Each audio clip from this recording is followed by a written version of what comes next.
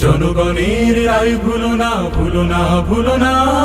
শহীদের তাজা রক্ত মারিয়ে যেও না, যেও না।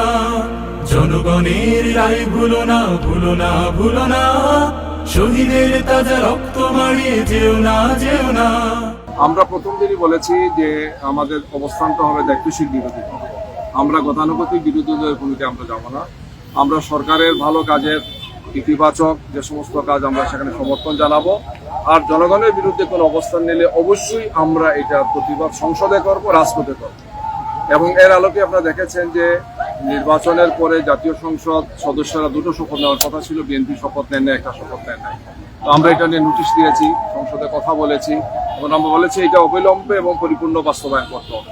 এই জন্য এই ব্যাপারে কোনো ছাড় দেওয়া হবে। গণরায় যেহেতু এই জাতীয় সংসদে নির্বাচনের পাশাপাশি একটি গণরায় হচ্ছে 70% লোক এটা ভোট দিয়েছেন, তো এইটাকে অবশ্যই অবিলম্বে এবং পরিপূর্ণভাবে বাস্তবায়ন করতে হবে। আগামী 180 দিনের মধ্যে এটা করার কথা। তো আমরা আশা করব যে পরবর্তী অধিবেশনে, দুইটা অধিবেশন চলে গেছে, পরবর্তী অধিবেশনে এটা আসুক।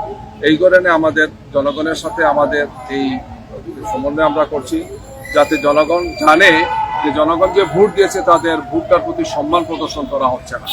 যে কোনো মূল্যে জনদাবির মুখে এই জনদাবিকে মেনে নেওয়ার জন্য সরকারকে বাধ্য করার জন্য আমরা কর্মসূচি করছি। আমরা জনরায়ের বিপক্ষে সরকারকে যেতে দেব না এবং আমরা তো অবশ্যই যাব না।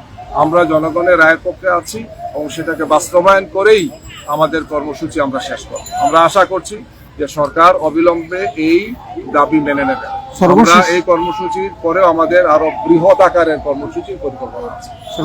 লক্ষাধিক জনগণ এখানে উপস্থিত হবে, জাতীয় নেতৃবৃন্দ আসবেন এবং এর ভিত্তিতে পরবর্তী কর্মসূচি ঘোষণা, বাংলাদেশের এই একটা দাবের কর্মসূচির পর পরবর্তী কর্মসূচি, সেই কর্মসূচিটা এই মাঠ থেকেই ঘোষিত হবে জাতীয় নেতৃবৃন্দের উপস্থিতিতে। সেখানে আমরা আশা করছি দেশ এবং জাতির উদ্দেশ্যে নেতৃবৃন্দ দিক নির্দেশমূলক বক্তব্য রাখবেন এবং এর আলোকেই এখানে একটা ঘোষিত কর্মসূচি পালন করার জন্য জাতি অধীর আগ্রহে অপেক্ষা করছে, সেইটার দিকে আমরা এগিয়ে যাবো ইনশাআল্লাহ।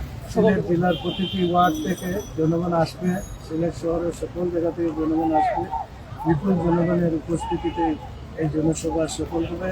আমাদের কেন্দ্রীয় দায়িত্বপ্রাপ্ত নেতা আসলে আমাদের সব কিছু বলে ফেলছে।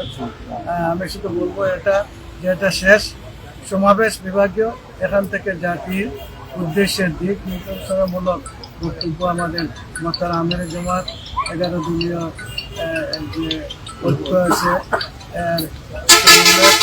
এবং বিরোধী দলীয় নেতা ডাক্তার শফিকুর রহমান জাতির উদ্দেশ্যে দিক নির্দেশনামূলক বক্তব্য রাখবেন এবং নতুন কর্মসূচিও হয়তো ঘোষণা করতে পারেন।